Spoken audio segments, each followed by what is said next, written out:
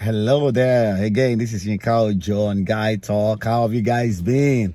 Well, if you are a fresh subscriber, thumbs up to you. Congratulations. Welcome to my channel. Now, if you've not yet subscribed, I want to encourage you to subscribe. Make sure that you also like and make sure you give us a thumbs up. Also, make sure that you share this with other people. Feel free to share.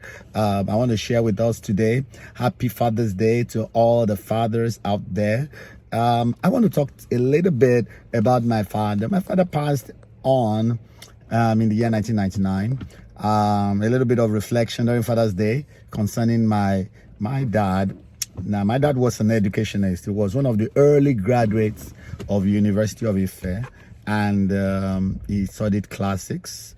He ended up teaching high school, and then he became an educational administrator in his home state. And I remember that he used to have a library. I started reading Reader's Digest from him. He had a lot of Reader's Digest. He had Encyclopedia Britannica in his library, and all of those stuff. And he likes reading.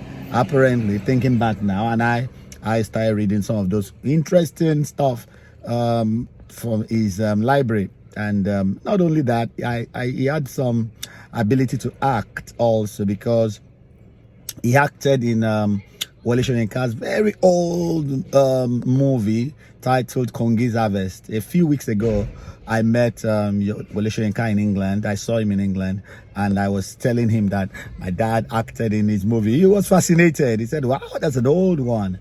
He had a very minor role in that movie by Wole Soyinka titled Kongi's Harvest. So he was into the arts. He acted. And I remember in the early days, before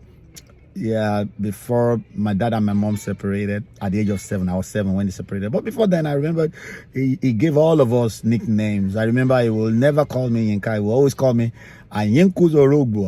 I don't know the meaning of that, but I think it was from the Yinka name. So, he gave each of us names and nicknames. So just fun names he liked to give us. So he had that. I never really remembered seeing him in a church growing up.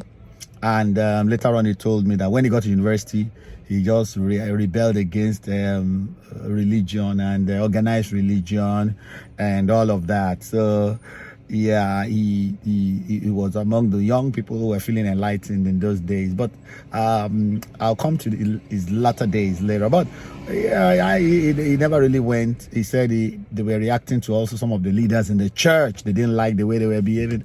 So I think he was just a little bit he had a rebellious streak in him during that period. Even though he had this Christian name, Joseph, but he was I don't remember him going to church. Maybe he went once in a long while, So, but he had those aspects to him that were quite positive.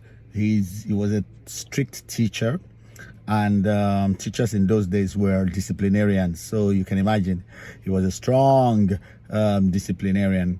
But in other aspects of his life, he didn't do too well. I talked to him about those things in the later years of his life, and for instance, he ended up having 3 wives, and I said, "Why? What?"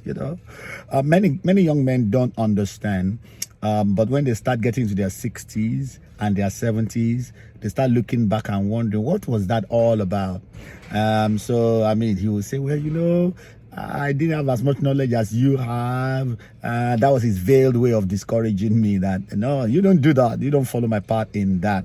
And I just thought, no, don't worry. I was already born again, spirit filled. And I knew the path I was going to follow anyway. It's going to be the path of the Word of God. And he, in those latter days of his life, the last few years, when it comes around to check up on me, he will always try and check up on me, seek me out, find out where I was. And I was a pastor, so he was always fascinated. And any of my books that I'm reading, he would take them with him. I had a Dake's Bible. Some of you that know what a Dake's Bible is. A Dake's Bible is a very informative Bible with a lot of commentaries, rich Bible.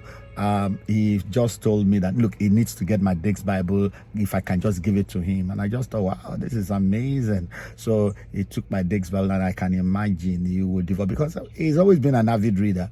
So he would devour all of that. That was the kind of person he was in his latter days. And I think he could have worked harder concerning his marriage. I think he could have worked harder concerning his spiritual walk with God, which at the tail end of his life he tried to work on. And but those were some of the memories I had of him. Yeah, he wasn't really there in my teenage years.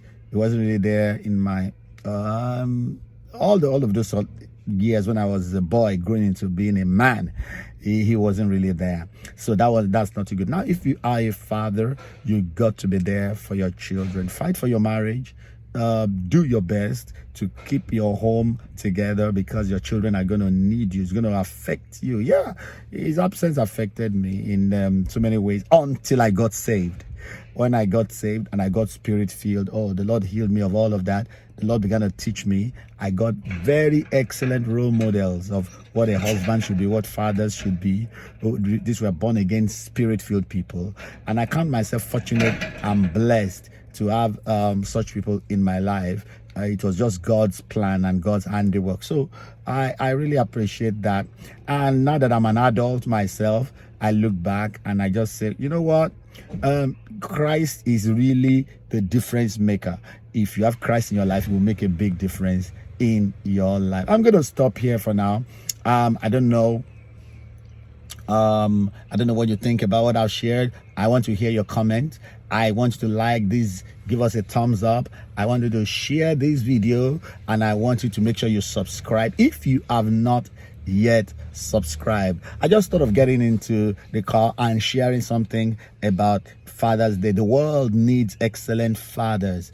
Girls, daughters need excellent, loving fathers. Sons need role model, excellent, loving fathers. Please, as a father, do not grieve your children. Don't be too hard to the point that you are not accessible and you're not relatable. Be loving, of course. Be there for discipline and correction, but also be there for motivation and to also be a source of inspiration. Well, I'm going to stop here now. This is Yinka Ojo again saying Happy Father's Day to all the men and the fathers out there. God bless you. Until my next video, bye for now.